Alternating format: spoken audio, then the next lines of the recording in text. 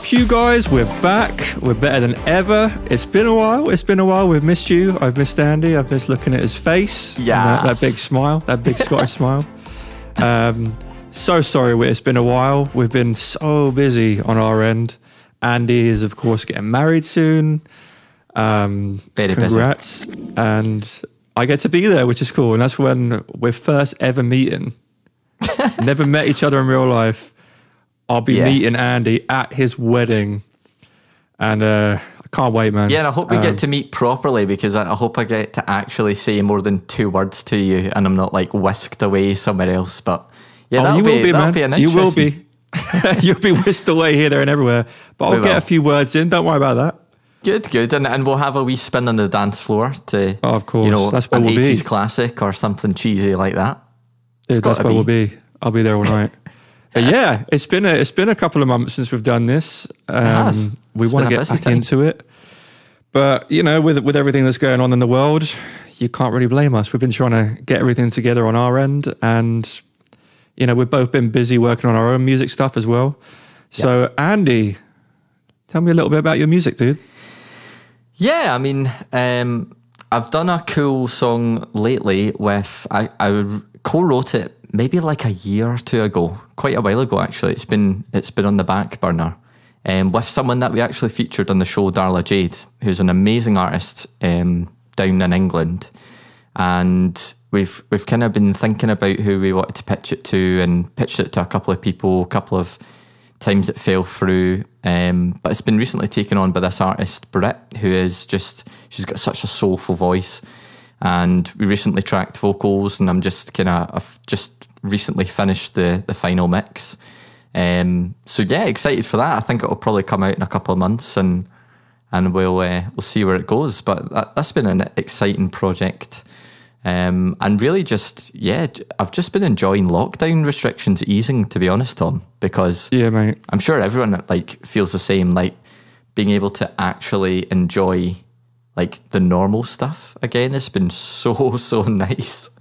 Like, it's been mad for you guys as well, dude, because over in the States, we've been back to normal for a long time. Probably the best part of a year, to be honest with you. More normal. Yeah. And, you know, you guys have only just come out of lockdown. You know, I'm flying home for the first time in 2 years in a month's time. That's nuts. Just because of this COVID nonsense. It's like we can't fly, but now the UK has opened up so we don't have to quarantine. So that's really important. But yeah, dude, that sounds great. I can't wait to hear that. And I've been enjoying some actual like professional music, is like see the Justin Bieber and how do you say his name? The Kid Larry? The Kid Larry is the most Glaswegian thing you could have said. Larry. The Kid Larry. The Kid Larry. Have I got that wrong? You know who I'm talking about? I literally have no idea. Oh yeah, I was literally just listening to that song. It's a great song. Oh mate, the guy is a massive... I think he's a rap artist from Australia. I could be completely wrong, so if there's any fans of him and I've offended, I'm so sorry. But really amazing collaboration between the two of them. And the song is just so hooky. It has a vibe. It's so current. There's definitely influences in it of like pop punk. And I just thought it was insane. Like the moment I heard it, I was just like buzzing. You know that way where, and we're going to talk about it later in the show, where you hear a song and within the first 30 seconds or something, that it just hooks you. This was that song for me. And yeah, like I've kind of also, I don't know how you felt, but since we last spoke, I've kind of started to really crave albums again. I think I'm just getting sick of the singles culture that we're in at the moment. And I'm really finding like I'm being drawn back to some of my like albums. There's one recently that I listened to by Biffy Clyro, and it really takes me back like to that time in my life where I was at university and going to gigs and really, you know, specific stuff. And yeah, I don't know if that's just me or if there's maybe going to be a bit of a movement again back to albums, but I'd certainly like to see it. I think there will, because I agree with you. I'm getting sick and tired of this single culture. Like a single comes out, then 4 months later another one. Yeah, because if it's good, you want more. If it's bad, but if it's good, you're like, hell yeah. I was actually listening to Biffy Clyro the other day. What a band, by the way. What a band. They were one of my favourites. I just don't understand a single word of their lyrics, but who cares? Who cares? It's good, right? Yeah, totally. But yeah, the same as me. The first single I released on my own, 3 months ago, just went past 50,000 streams, which is nice. Awesome. Nice. And I haven't really done much with it, mate. I haven't really marketed it or anything. It all seems to be pretty organic, which is cool. I spent the first couple of weeks going quite hard on the marketing, then just eased off. It was never anything like, I had a bunch of people ask me like, oh, did you pay to get it on playlists? And nothing like that. I just shared it, to be honest. And then went on I know you told me to go on the dailyplaylist.com where you submit it to playlists. Yeah, that's a good. I never paid. Website. I didn't even know you could pay to get on a playlist until someone asked me, and I was like, "Oh no." Yeah, should have done some more research, I guess. I think they're really cracking down on it, Spotify as well, because there's a lot of people I think trying to scam artists now. Like we'll give you 50,000 streams for $500 or something crazy like that, and it's certainly not guaranteed as well. So it's not a protected thing often. So yeah, it's a bit of a trap. I've heard it's a bit of a trap. So it's definitely good that you didn't fall into it. Oh yeah, I didn't even know about it. Right. Okay, good. But I'm really happy with that. It's been a good success, that, Tom. Yeah, I'll take that I would have taken 5,000 streams and been like, wow, I'm so happy with that. Just something I made in my room. But I'm working on loads of different projects, dude. Sweet. My issue is singling it down to one track to work on. There's one that I'm really excited about, and I'd be interested to hear your thoughts moving forward, but well excited about that. And I just got this new plugin. It's called Baby Audio. It's called Spaced Out. It's like a reverb delay plugin, but I highly recommend it for any sound design stuff. So all of you sound designers out there, it's just the weirdest plugin. It doesn't make any sense. You just move these parameters around and you get these crazy effects. Yeah. But Spaced Out by Baby Audio, you should definitely check it out. Is it expensive? I think it was like $40. So not too bad. Yeah, not too bad. You wouldn't want to get it if you were mixing, I don't think. But for the sound design kind of stuff. Pure sound design kind of really stylistic. Bizarre, but it's really cool. Like maybe you could throw it on some vocals to get some cool kind of glitches. Yeah, it's just crazy. So you should check that out if you get a chance. And we actually saw. Oh, sorry. You go first, my fan. Sorry, man. I was going to say we just partnered with that with a new music app as well. So stay tuned for that, you guys. It's called Write with Chorus.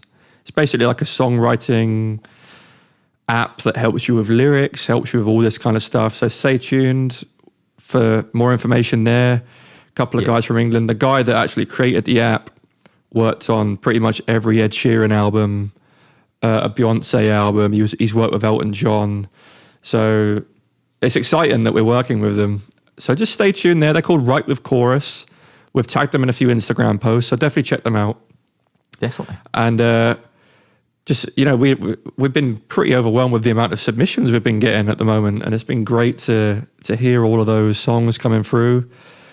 We're pretty well established for the next kind of couple of years, I'd say, maybe. Just the amount of people we've got through. It's just annoying that we can't play them all because there's so much bloody music that is so good as well that we want to share. But it's just the nature of it, isn't? Especially this day and age, there's so much music out there, and it's just about it's just we've got to try and figure out which ones will suit the show and give you a mixture as well, so you guys can check out not just one genre all the time. So it's challenging as well, isn't it? Like being like, what do we mix and match?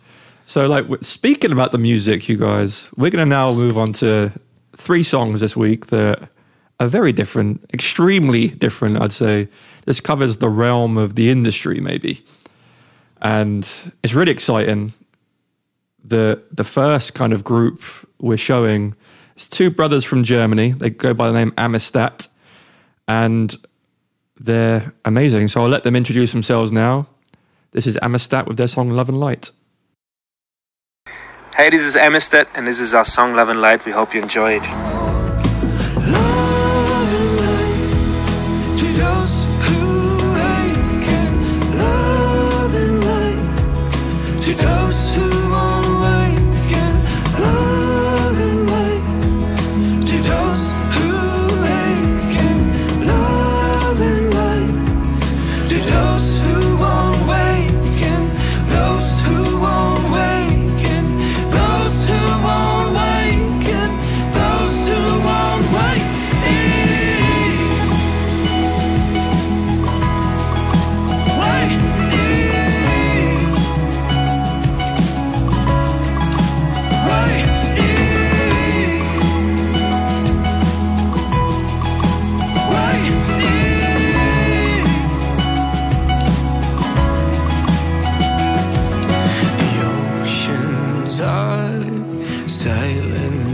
Is that a mandolin solo I hear keeping through there? I couldn't tell if it's mandolin or really high up acoustic guitar. I think it's mandolin though. I actually noted that too because I knew you were going to pick up on that because we often we often pick out the solo instruments and I did think it was a mandolin.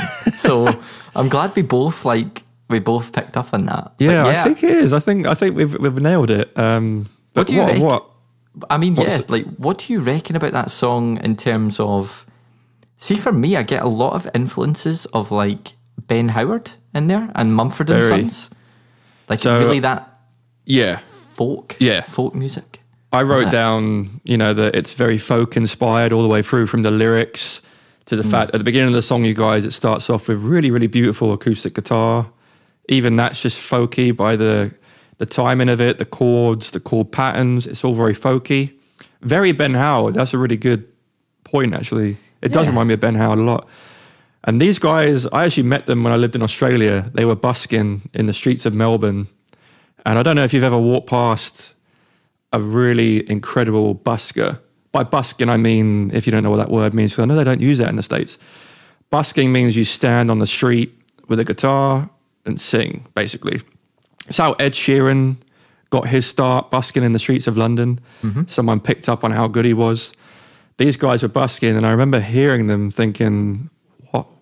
Wow, they're just incredible." Their harmonies. They're one of those very few bands that, in my opinion, are 100 times better live when you see them. It's only, as I said, two brothers. Both play guitar. One of them plays piano sometimes, and they both sing. That really great note, the Ben Howard thing. I wrote that down when I saw you wrote it down, and I was like. Yeah, we have to speak about that. Bastard. You're going to rob me. But yeah, everything in the lyrics and in the chord progression, very folky. And they nail it, to be fair. They really, really nail it. And the dual vocals kind of carry through the song. They're kind of always singing together. Not really, singing you go, then I go. It's more together. Very, very nicely done. I love the fact that they just bring a shaker in there for the choruses. That's all you need sometimes. You don't need to get a full drum kit. And they had a little bit of piano just behind, just to fill out is it the second verse or chorus? But they definitely bring some piano in there, along with some vocal ooze, which I picked up on immediately because of just how much air there was on the vocal ooze. And they were so wide. It was kind of like how... if you're mixing rock music, you've got the two left and right electric guitars, most of the times power chords. You literally stick them far left and far right. They've done that with these vocals. So it's kind of reminiscent of like an a cappella group, maybe. Throw them out wide and everything else is coming through the center, which is beautiful, really, really nicely done. And the acoustic guitar in this song is produced really well.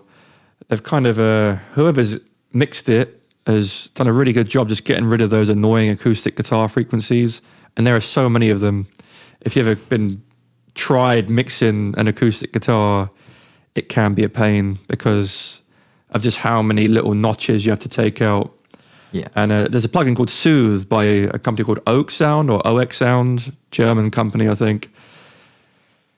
They kind of get rid of all those harsh frequencies with just like the turn of a dial. So that's a kind of a cheap plugin. But it definitely, it comes in handy when you've got an acoustic guitar like this. Yeah. And then just, it really does, for me, just sit me back and think of the ambience and it's a very calming song. Again, very Ben Howard folky. You just sit back and enjoy it. And you can almost imagine, sitting on a beach listening to it or something. That's kind of the place it takes me. But what about you? Yeah, I really like this song. It's a solid folk song. I really like the way that the vocal energy built through the track. So, as always, guys, we give you like a less than a minute snippet.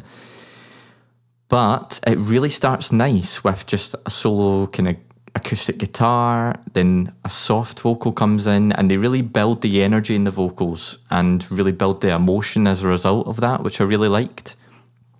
I couldn't hear all the words because the mix does get quite busy, but I think they went for that vibe because they wanted the full mix to be like almost all-encompassing, because you get a lot of depth in this song, and I think that's what they wanted to kind of just swallow you up in. But the words that I did hear, I loved. Like, they're very quite, there's just a really beautiful lyricism that's going on there with some kind of really profound, like, depth to it, which kind of, I think, is emphasised in the music as well, with all that deep reverb that they're using at times and stuff. But I really like the line, "The oceans are silent no more, a hidden world we chose to ignore," which is, to me, like, speaking quite a lot about, I guess, like global warming and how like we're just pouring shit into the oceans, and that's where it took me, and that's the beauty of like these kind of lyrics, that it might be completely a different meaning to them, but yeah, I really like that kind of lyricism. I think it's clever, and it takes you somewhere, which is what ultimately the guys will want, I'm sure. I think from like an overall production and a mix quality level, it was, like you said, it was really solid. I loved the low end, like the bass level and the treatment on the mix was really well balanced. It had this lovely depth to it, like I've said, and there was a lot of like clever reverb choices that shaped that depth. And I think that's what helped give that Ben Howard-y vibe, that really clever. It's almost like when you're listening to it in your headphones, you're kind of transformed into that world by the depth that's coming from the reverb. So yeah, absolutely. I dived straight in to their world, their musical world. No, I really liked it. I did. I liked it. You dived head first, and you did not regret it. And I didn't wear my goggles. I took it all in. I love it, man. Yeah, I mean, good. Solid song. It really is. Great song. And again, you guys, will add all of these songs to our Spotify playlist, which we'll leave in the description. You can also go to our website, songwriterslounge.net, and links to the Spotify playlist. It's a really great playlist. Literally a mix of every genre you can imagine. It's pretty wild if you sit down and listen to it, one song after the other. Yeah, how different some of these songs. And intellectually challenging. Especially if you're trying to really listen to the mix and everything. Well, that's what we do for you. So just, you're welcome, you guys. You're welcome. So with that being said, let's move on to the next submission. And this is a special one because this song, as of we're recording it today, August 5th, which is a Thursday, this song came out today. So by the time you guys listen to this, it'll be a couple of days old, but we're super pumped to be sharing this. This is our dear friend who we've actually featured on the show before, Jess Antonette, and her song Mean Well. Hi everybody, Antonette here. I am super excited because today is the release of my brand new single Mean Well, and I'm so excited to share it on the Songwriters Lounge Podcast. You're so good at what you do, you make it look easy. Like you don't even have to try. It's like second nature, boy, how you treat me.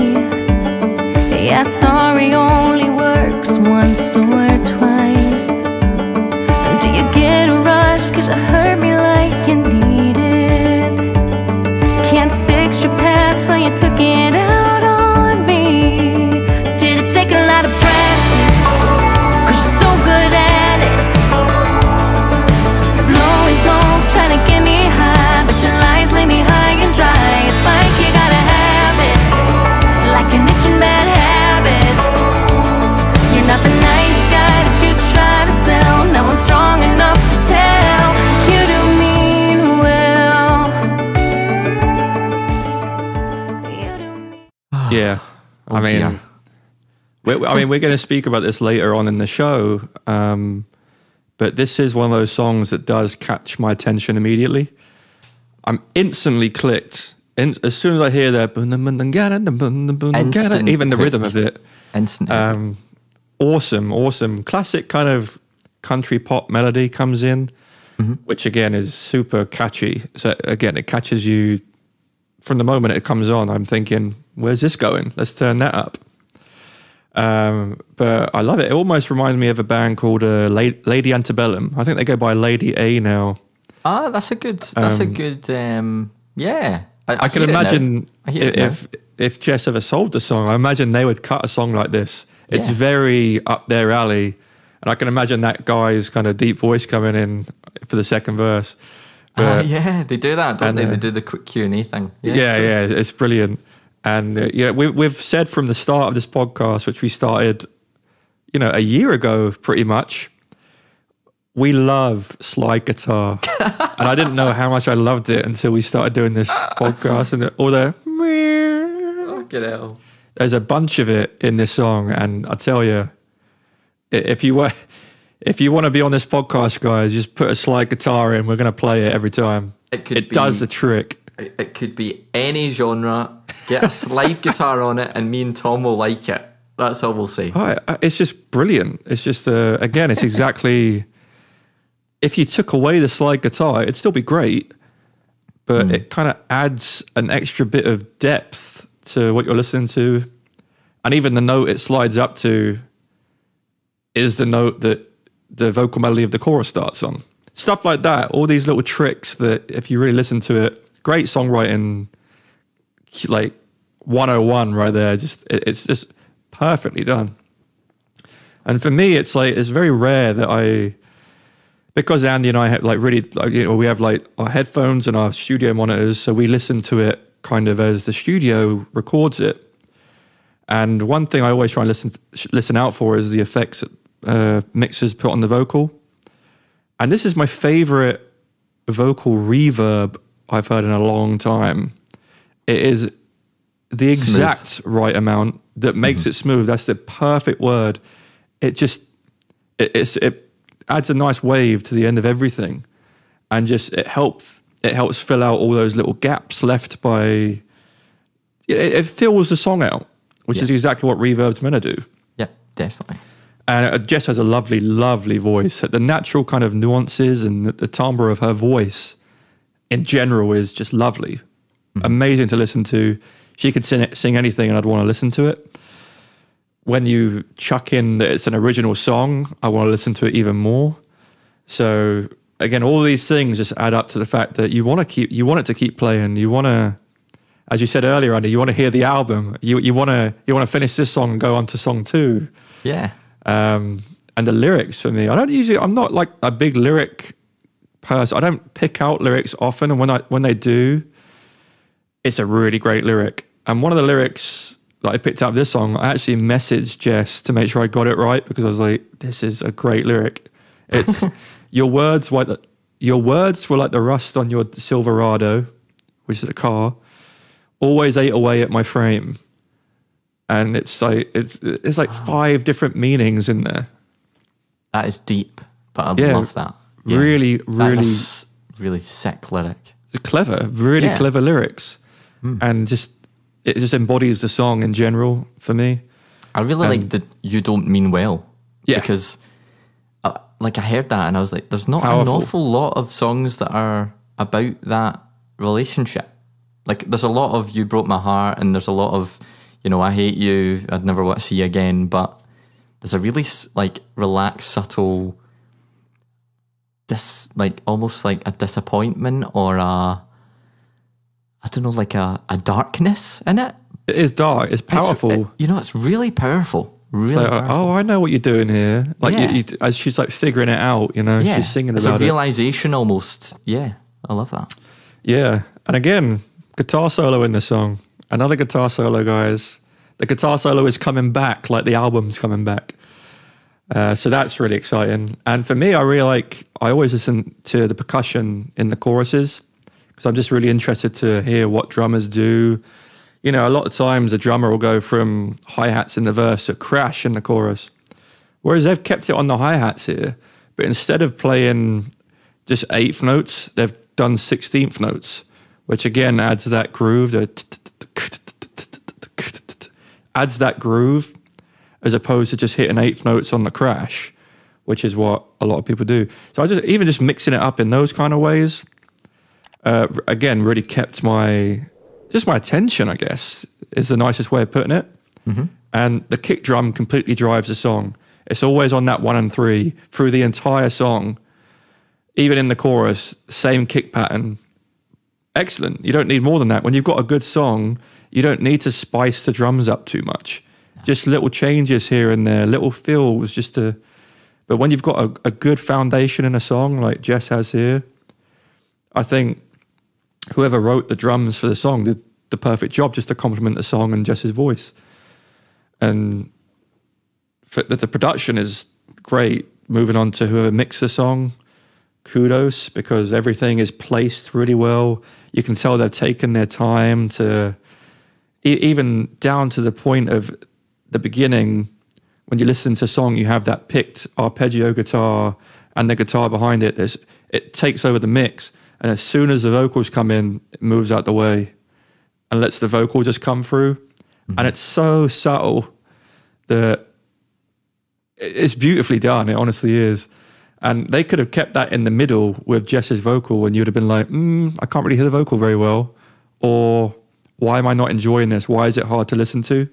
But the fact that they've moved things out the way, and the whole song is that things moving out the way and coming back into play, moving out the way, coming back into play, is really well thought out, really well done.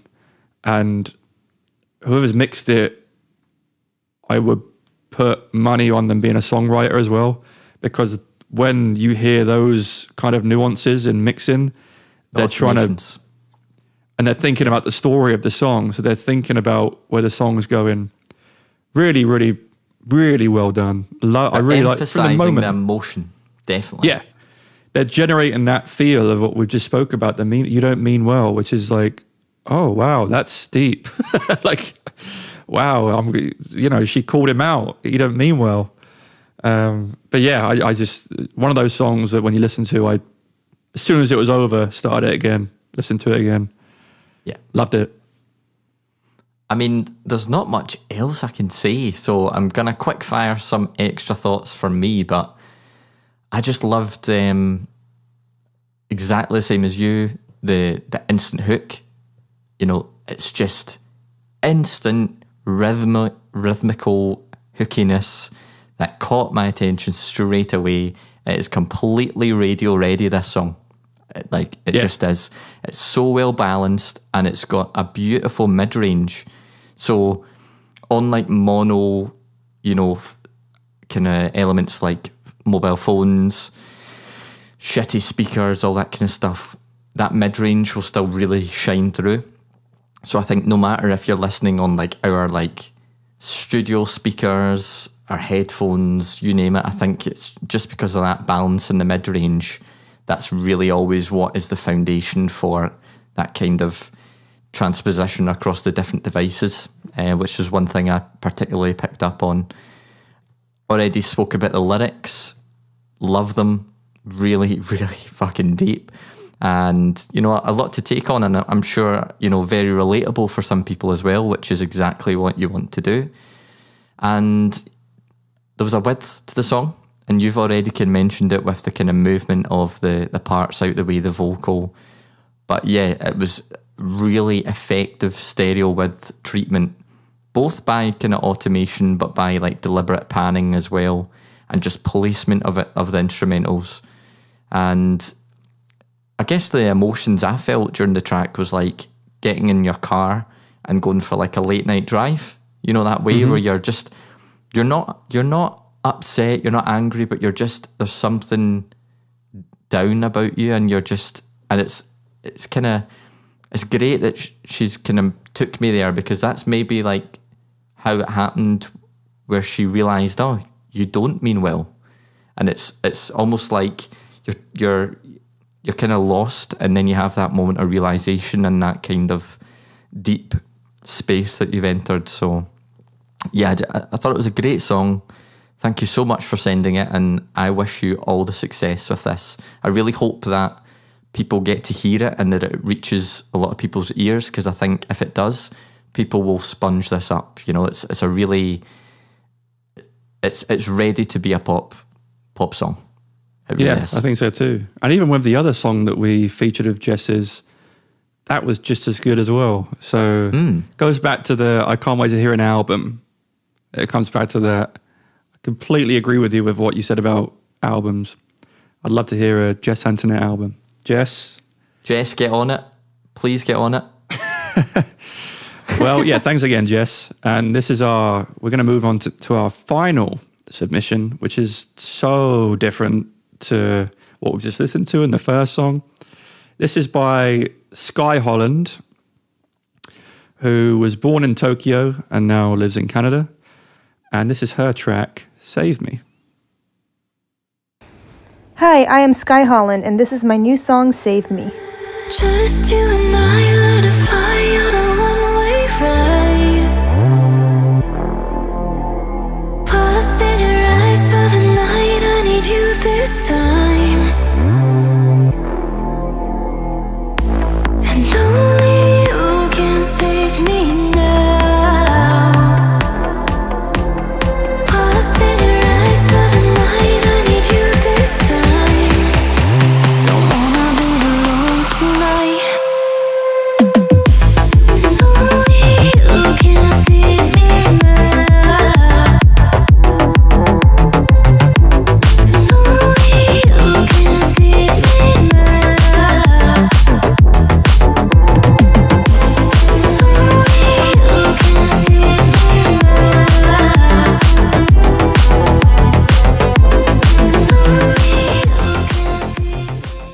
Definitely club vibes.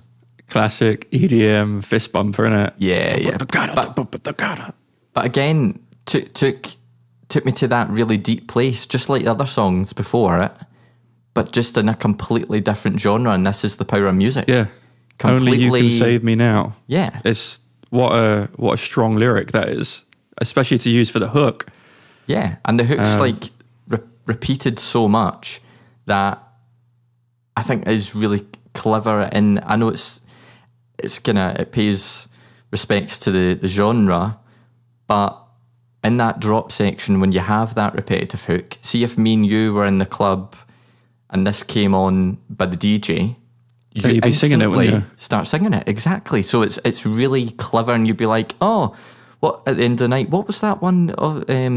Only you can save me now, and then we'd Google it, save that song. You know, it's Shazam, Shazam that shit. Yeah, it's also it's a really you wouldn't think it if you were listening, but if you're a songwriter, that's a really scary decision to be like, do we need to change that lyric up? Is it too boring? Is it because as songwriters we get into our heads too much and we're like, yeah, we overthink it.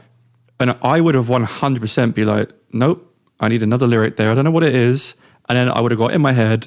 And then I would have stopped working on the song and no one would have ever heard the song. I have hundreds of songs like that. So I'm so glad that they just stuck with it and was like, no, it's a really good lyric and it's a catchy enough hook with the balance of everything else around it. Yep. That you can do that. And I'm just really glad they did that. And yeah. Can we just talk about that bass? The wobble at the start, like boom. What, the glide? Yeah. Oh, man. Yeah. Yeah, it's so good. Like proper like EDM wobble. Proper frog-like, innit? Yeah. But yeah, awesome. I noted down to speak about the glide on the synth bass.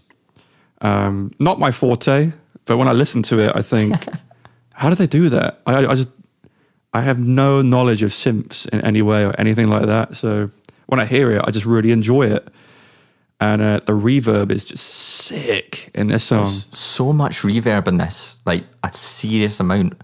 And yet it's not too much of that. So oh yeah, it's perfect amount. What would worry me if I was mixing this song is because they've went for such a long tail on her vocal, is that tail going to get in the way of everything else?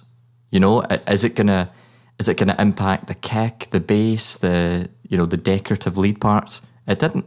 It was really, really well designed as well, this tune. And I know. I would like to know what reverb they use, because I know H reverb, I think it is, by Waves. Mm-hmm. You can keep that tail kind of, and you can do it with automation and stuff as well, but within the plugin, you can kind of keep the tail and then cut it off really sharply. And you can actually draw it on like an EQ grid, how you want it to kind of curve off. Mm-hmm. So, and of course you could do that with automation as well. Yeah. But just, I'd like to know what reverb they use, because it was really nice. And the tail was particularly nice. It kept the kind of the musical feel of it. I want to speak about the side chain going on, because there's a lot of side chain, which is reminiscent of EDM music, of course. Mm-hmm. You know, I've never really done EDM. I've never really mixed an EDM song. That's way more your wheelhouse, Andy. But things like that I pick out immediately, because, you know, everyone that's mixed in the new day and age has sidechained, and you can hear it immediately. It's something you can't really come away from. You can hear it, and it completely pays off to the EDM kind of snappiness of the kick, because everything moves out the way for the kick, which is what you want, and it's what makes you kind of like, whoa, this is fun to dance to. Yeah. So I wanted to speak about that. There's also a plugin by Waves. Have you ever used it? It's called One Knob Pumper. Have you heard of it? I've heard of the One Knob series. I've used it, I think, a little bit for the One Knob saturation and stuff, but I've never used the pumper. Is that just a sidechain type plugin? So it's really great for beginners. And by sidechain, you guys, if you don't know what sidechaining is, what it is basically you're moving when the kick comes in. Every time that kick hits, you're triggering either a compressor or EQ to get everything else out the way and put it immediately back in the way. So it's kind of like that. You scoop out the You're scooping everything out, yeah. So that's why you hear that kick so well. And One Knob Pumper does that without learning how to sidechain. So you just stick it on and it does that for you. I've never used it, but I've seen it on YouTube and stuff, and it looks good, especially if you want to play this kind of music. Yeah, that's cool. But definitely check that out if you want to produce this kind of music and you don't really know where to start. Yeah. The Waves One Knob series, really, really good. And, I listened to this song a few times, and for me, the reason I like it so much is the vocal production. It's so airy and reverby, yet you understand everything she says. Everything. Yeah. So how are they doing that? Are they doing that with sends? Is the reverb on a send? If it is, they must have that turn right up there, because that reverb is, I don't know how they do it. Are they kind of coming in and out of the sends? Because how can you get that the cleanliness of that vocal match with the air? I'd make a guess that the send would be quite high, but they'd sidechain on the send auxiliary channel to the vocal, so it's again ducking the reverb during her singing, but then that lovely tail comes out at the back of it. Is a guess of mine, but yeah. That's what I was thinking as well. Beautiful. Because it also, and I think you can hear that sidechain as well, because it's very musically arranged. So you can kind of hear it. It does come up, and Only You Can Save Me Now, sidechain goes away and the air comes back. So I think you're pretty spot on there, mate. If I was to hazard a guess, that's what I would have said as well. But just really, really, it's an interesting song to listen to, because there's not too much going on, but there also is a lot going on. Yeah. It's not that busy, but it is. If you know One thing that I liked as well as the sidechaining is, and this is quite an EDM genre kind of effect as well, was the filtering. So in the second kind of phase, you know, the whole it must be a low pass filter comes in and just gives you that low end, and it kind of subtly widens up the track as Skye's singing more and more towards the drop. And that's really cool. You know, I've used that a couple of times on tracks of mine, and it never gets old because it really does emphasize. There's a way that people do it there's a reason that people do it quite a lot, and it's because it really, see, when it gets to the drop, and for the last maybe, 20, 30 seconds, you've been used to just that low pass filter being on. Once that is again removed and you've got that full spectrum back of the full audio spectrum, you know, you get so excited and you go, oh my God, this drop sounds huge. And that's exactly what is emphasized by that kind of filtering effect. Definitely. Yeah, I think there's probably also a filter on her vocal in the verses as well, very subtly. Could be. And that's opened up with the Only You Can Save Me Now, because that's very clear. And everything else is kind of not stripped back, but it's definitely more cushioned in the mix. And she comes right forward in that chorus and goes kind of back to the same level, if you will. Yeah. But I mean, I'm interested to hear what you say about what you haven't said already, because this is way more in your wheelhouse. Yeah, I mean, I've kind of dipped in and out while you've been talking there, and yeah, there's probably not much else that I would have said. I was like you. I love the EDM snare and kick combo, and I love the width on those hard panned stab synths. Yeah, which were rhythmically arpeggiated. So, you know, there's been the stab synth, and it's just been like gated, arpeggiated, with a quick gate on it. I've just got cramp. Can you believe? All that hard work. See all this hard work reviewing EDM. It's given me cramp, guys. His leg's been going in the background. Literally, my foot has been toe tapping this whole time. How have you managed to get cramp? I don't know. God, lockdown's done you no favours, is it? Oh dear, I'll never live this down.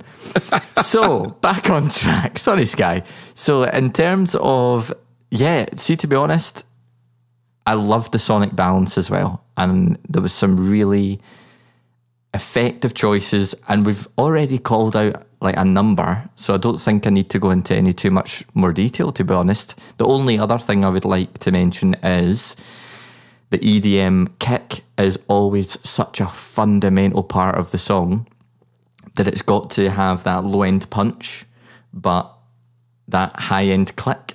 Yep. And I don't know if you can hear it, guys, but when you listen to an EDM kick or an EDM track, just make particular attention to the sound of that kick, because it's definitely a really clicky kick that you don't get in, for example, you know, jazz or, you know, some other kind of soft rock or acoustic. You know, it really, they peak at around about, it must be about 2 to 3 to 4K kilohertz. They really peak it, and they steeply peak it just to give it that, just at that high end. So that's the only other thing really I'd say. I really enjoyed the track overall. It, again, like the other songs I've said, it made me quite moody. It made me feel quite deep, but also fist punching at the same time to the rhythm. And it's romantic for an EDM song, isn't it? It is. Yeah, Only You Can Save Me Now. Yeah, I like it. It's really nice, really nice. Yeah. So both great talent showed in the sound design, the mixing, and the vocal performance by Skye. So thumbs up from me. I loved it. Yeah, thank you guys. That was a great week of submissions. All songs that I would genuinely listen to. And we will again. And we will again. It'll be in the playlist, you guys. It'll be there, you guys. It'll be there. Hey guys, I think it's time for a cheeky songwriting challenge, don't you? This is where mid-podcast episode I challenged my buddy and co-host Tom to write a vocal hook on top of an instrumental provided by our podcast sponsors Jet Tracks, and I make the theme deliberately hard for him. Good luck with this theme, Tom. It's Melons.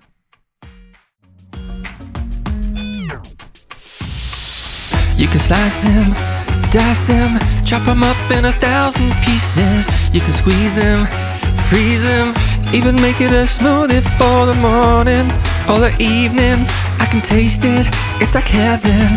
Ever wonder why I sometimes cry in the dead of the night by your side? It's 'cause I'm out of melons, I'm all out. So we're going to move on now to this week's, can be somewhat of a touchy subject, but we wanted to go for it this week. We wanted to really kind of challenge it. I tried thinking about this from all angles, and it kind of always leads me back to the same answer. So the question we asked you guys, and we asked ourselves, we just asked, the topic we're discussing is, how long is your attention span when listening to new music? Do you give it a chance, or do you skip it after only seconds? Touchy. Very touchy. But you need to think about it. Especially if you're wanting a successful song, you need to scrutinize it and think, is this good enough? Is it? And I don't know. I'm just interested to see what, I know we've had a few submissions from people, and I'm interested to see what they say. So should we listen to the people first? Let's listen to the people, Tom. Listen to the people against the people against attention spans. Give the people what they want. Yeah. Right, so this one is from, who we got up first? We've got an answer submission from Josh. Honestly, with today's music, I get really bored really fast. I don't have as much of an attention span. Everything's recorded the same way through usually the same programs. People listen to the same artists and try to mimic them. Nobody's really that original anymore. And you don't have to be original. It's just like combining styles. But anyway, I usually, if I don't hear what I like at the very beginning or it sounds just like something else, I'll skip through to the chorus and hear the hook. And if the hook's just kind of a kind of hook, honestly, I hate it, but I do away with the song.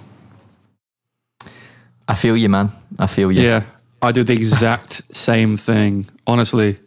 Guilty. And Josh, Josh has a really good musical ear. He's a drummer in a really good band. So if he's saying that, then, I do the exact same thing. And you can't deny it anymore, because we're trying to achieve the same thing. We're trying to get people to listen to our music and not just listen to it, enjoy it. So you've got to think about these things. And I think Josh said it perfectly.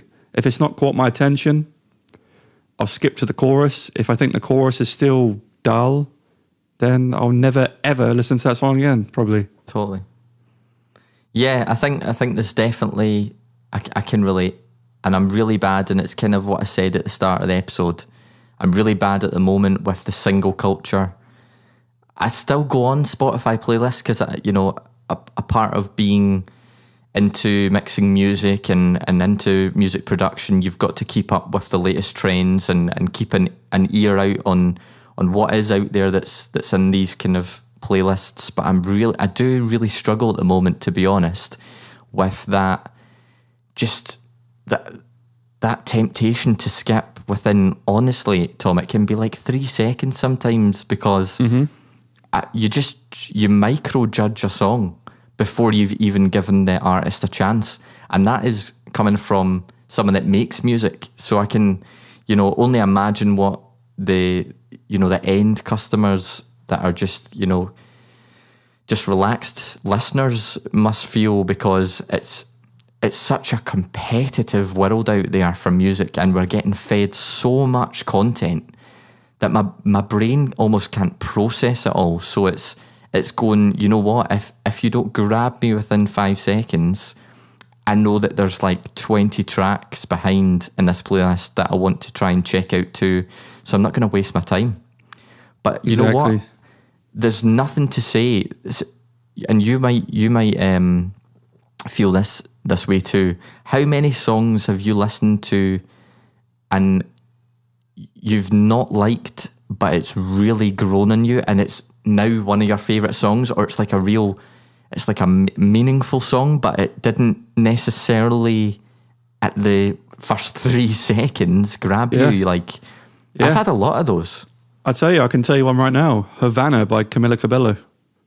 Yeah. When I first listened to that, I was like, what is this? And the more it played, I was like, it's actually pretty good. Love it.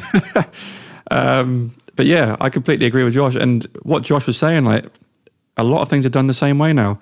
You know, anyone who's anyone now has some kind of home set up where they make music. And I think the people that gain success think about it differently. They really do. They're harsh on what they're creating, and they're not just whacking any old thing out in the world. If you just want to make it for your own art and your own creativity, more power to you. But if you're really trying to kind of get people to listen to it and add it to their own playlists and have a chance of getting on some, you know, pretty top playlists or getting radio play even, you have to think about it from different points of view. And we speak about it all the time. Andy and I are very big on getting, I hate to say the word critique, but sending it to your musician friends, your producer friends, just your friends in general, and saying, please be as honest as you can with me. And then, you know, like Andy and I send things to each other all the time, and feedback is power. Yeah, you know, there's some big decisions I've made in mixing where Andy's been like, you might just want to whack that down a bit. Okay, yeah, he's got a point. On second thoughts, okay. Yeah, he's spot on. But yeah, just we always speak about it and we always advocate it. So thanks for your answer, Josh, mate. And then next, should we listen to the next person, Andy? Let's do it. This one is from Devon. Hey, this is country singer-songwriter Devon Renee. My attention span when listening to new music honestly just depends on the environment and the mental state that I'm in. Like, I'll make intentional time alone in a quiet space to listen to entire albums, and then sometimes it'll just be background noise while I'm working. If it's an artist that I've never heard of, my attention span is probably about 2 or 3 songs, unless I'm absolutely loving them. Then I'll devote way more time to them. But if it's an artist that I know and love, I'll listen to their full projects all the way through multiple times. That's a good point. That's a really lovely thing to say as well. Yeah, if you're invested in the artist or band already, you're right. Like, like a band that I will love, even if they put out an album and within the first 3-4 songs I'm not feeling it, I still will commit to the end, just because you've got that personal investment. I think that's a really, really good submission. I really like that point of view. Thank you for that. That was interesting. It's a really good point of view. And, you know, I'm kind of going through that at the moment with, we've spoken about them before as well, Dan and Shay, pop country duo. I love them. I'm not the biggest fan of their new songs. I have to be honest. I really like their old stuff, but I'll still listen to their full album because there will be some quality tunes on there. Yeah. Same with Zac Brown Band. Not really a big fan of their new stuff. I'm not a fan of Ed Sheeran's new song. Have you heard that? Yeah, I'm not either. What is that about? And I listened to it a few times, and I watched the video and I watched the making of. And usually when I watch the making of something, I have more of kind of a, I don't know, I just like watching people work in their studio. Mm-hmm. Even after that, I was like, it's just not hitting it for me. Nah. But I respect that people do. But I really like this point from Devin. Like, really good. If you are invested, you do often give it more time to kind of grow on you. Yeah. Definitely. If someone came up to you in the street and was like, hey, could you listen to this song? You know, I really respect Devin for saying she gives it 2 or 3 songs, because I think a lot of people these days would be like, I'll give it 2 or 3 seconds. Yeah, that's more like me. Yeah, and I strive to be more like Devin. Really do. I really try and change my listening approach a lot. Mm-hmm. I like what Devin said about having alone time. I'll often go on walks just to listen to new music, or even songs I'm working on. I'll take myself away from my studio environment, go for a walk, put it in my headphones. I notice so much more about the song just on a walk than I do sitting in front of my screen, you know? Aye. But really great point, honestly. That was a fantastic submission. Brilliant submission. And this is the last one from, I really hope I pronounced the name right. Will I go for it? Do it. Dano? So, yeah, I don't know if it's Dano or Dano. Dano or Dano. Well, we've done both, so yeah, we've said it. We're coming from all angles here. Yeah. Anyway, thank you for your submission. Here it is. So for me, if I'm listening to a brand new artist, someone I've never heard before, they probably have about 10 seconds to capture my attention. And then within the 10 seconds, I'll know if I'm going to continue listening to the rest of the song or not. But you can know almost instantly if the song is going to be good or not. You can hear the production quality instantly. You can instantly hear, if the singer is out of tune. So yeah, things like that. If they're a turnoff, you know pretty quickly. So I say 10 seconds tops. Yep. 10 seconds. Yep. Yeah. For me, production is the thing. If it's not produced well, I'm not going to listen to it.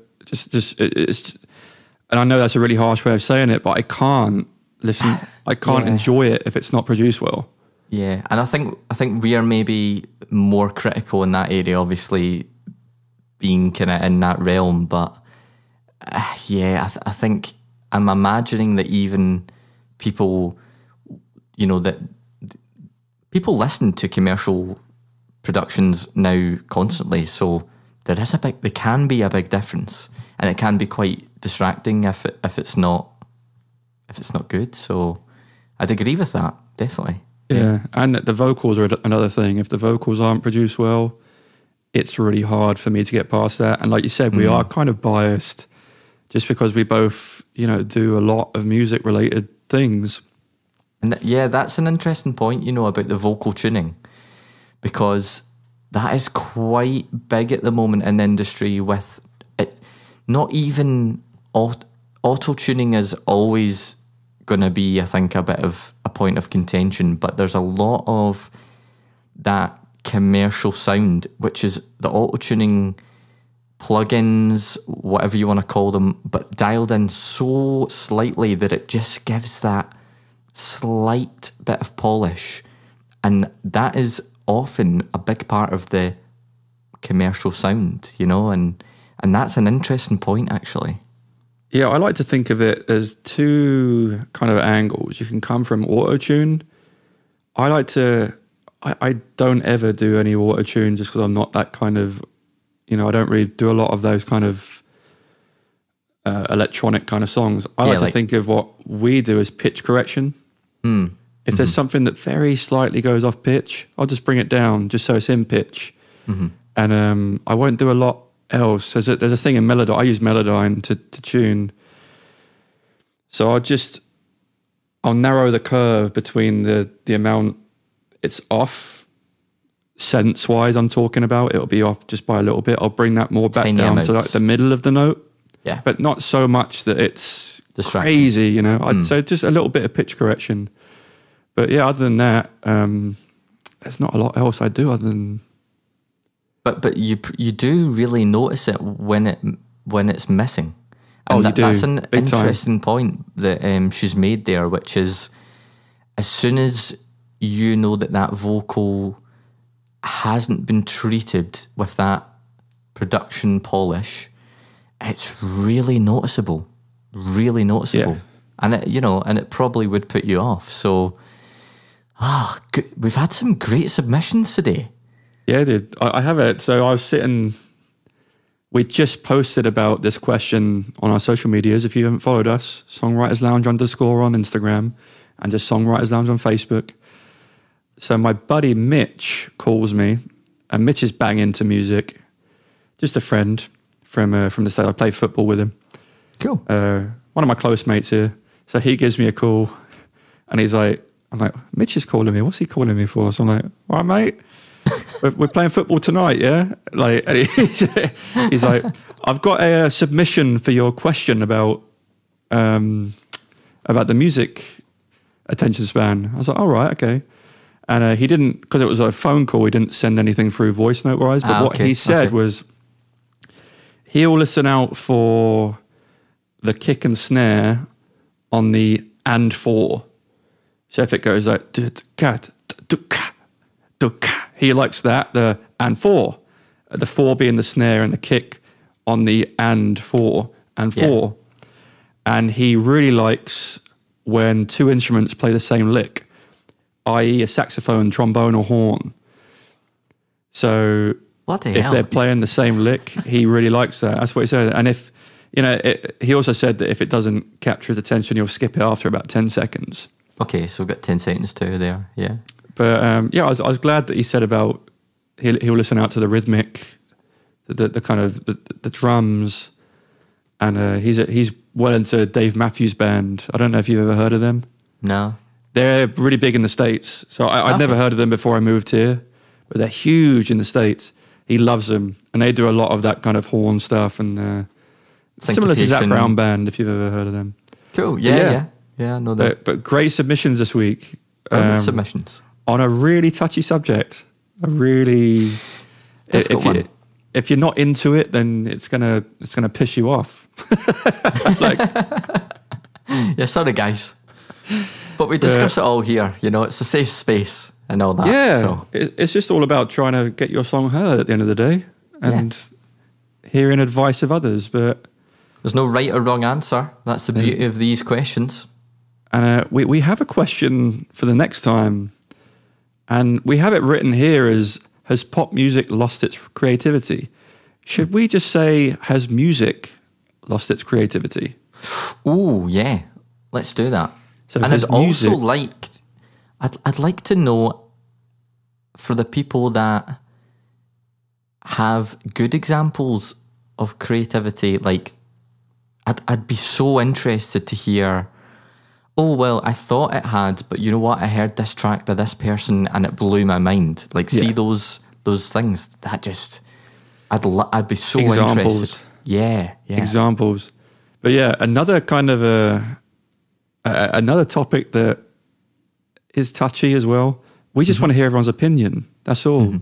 So let us know. Hit us up on Instagram. Send us a voice note, DM, or email us at submissions@songwriterslounge.net, and have a great week. Send us any music you make. If you make music, email us at the same email I just said. That's submissions@songwriterslounge.net.